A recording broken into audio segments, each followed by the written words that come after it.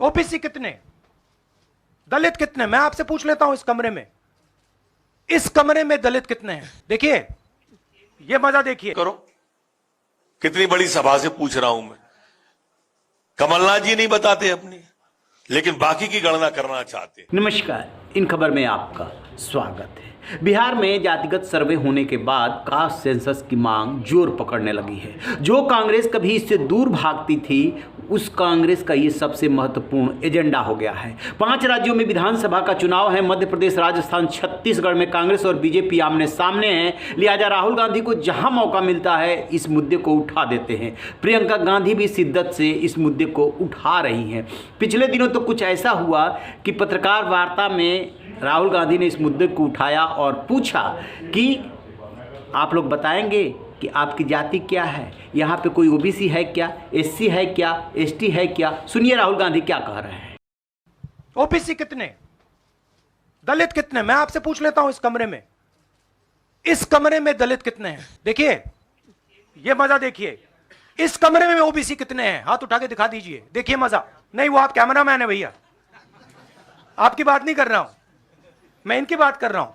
तो ये सवाल है, हिंदुस्तान के इंस्टीट्यूशंस में ओबीसी कितने, दलित कितने, आदिवासी कितने? ये सवाल हम पूछ रहे हैं। इंस्टीट्यूशंस के बारे में पूछ रहे हैं, धन के बारे में पूछ रहे हैं, एसेट्स के बारे में पूछ रहे हैं और आबादी के बारे में पूछ रहे हैं। राहुल जी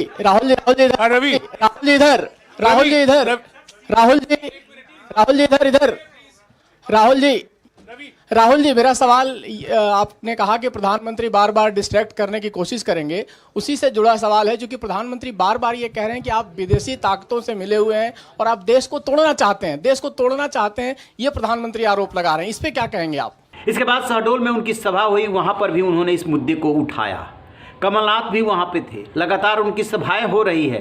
अब क्या हुआ है, कमलनाथ के जाति को ही लेकर के सवाल उठ गए हैं कि कमलनाथ कहाँ के रहने वाले हैं, किस जाति के हैं। और ये सवाल और कोई नहीं बल्कि मध्य प्रदेश के गृह मंत्री हैं नरोत्तम मिश्रा, उन्होंने पूछा है। सुनिए नरोत्तम मिश्रा ने क्या कहा। आपने देखी थी कल उनकी मंच कैसे सजी हुई थी आगे की, पिछड़े की बात कर रहे थे। बैठे थे दिग्विजय सिंह जी, गोविंद सिंह जी, अजय सिंह जी, राजेंद्र सिंह जी, ये सब सिंह एसोसिएट पूरी बैठी थी कि नहीं बैठी थी, लाइन लगा के। पता ही नहीं है, बने पिछड़े की बात कर रहे हैं और खुद भाई बता ही नहीं पा रहा है कि खुद की जाति कौन सी है।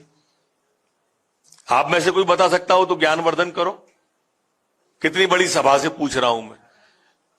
कमलनाथ जी नहीं बताते अपनी, लेकिन बाकी की गणना करना चाहते हैं। कमलनाथ को लेकर के जो सवाल उठ रहे हैं ये आज के नहीं है, ये बहुत पुराने सवाल हैं। दरअसल कमलनाथ रहने वाले ओरिजिनल जो बताया जाता है कि वो कानपुर के हैं। इसके बाद इनका परिवार कोलकाता शिफ्ट हो गया, फिर जो है ये दिल्ली की राजनीति में आ जाते हैं, छिंदवाड़ा को अपना कर्म क्षेत्र बना लेते हैं। और जब जाति की का सवाल जब उठा है तब कमलनाथ कन्नी काट जाते हैं। इनका इंस्टीट्यूट गाजियाबाद में भी है। क्यों कमलनाथ कन्नी काट जाते हैं?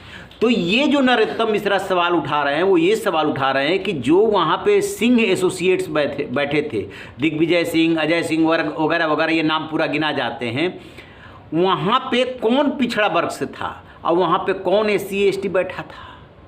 सबसे बड़ा जो सवाल उठ रहा है वो पिछड़े वर्ग को लेकर के उठ रहा है इस समय। और कमलनाथ अपनी जात बता नहीं रहे हैं। अब हम आपको बताते हैं, वो पंजाबी खत्री हैं।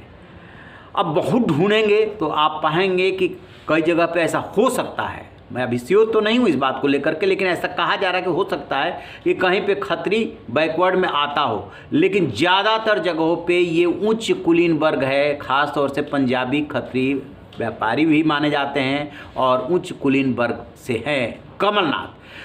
चूँकि सिर्फ कमलनाथ लिखते हैं इसलिए छिपने की कोशिश भी करते हैं। और जो विपक्ष है वो उनकी इस कमजोरी को बहुत अच्छी तरह से जानता है, इसलिए बार बार कुरेदता है। यही वजह है कि नरोत्तम मिश्रा सवाल उठा रहे हैं। कमलनाथ पहले अपनी जात बताए, उसके बाद बात हो।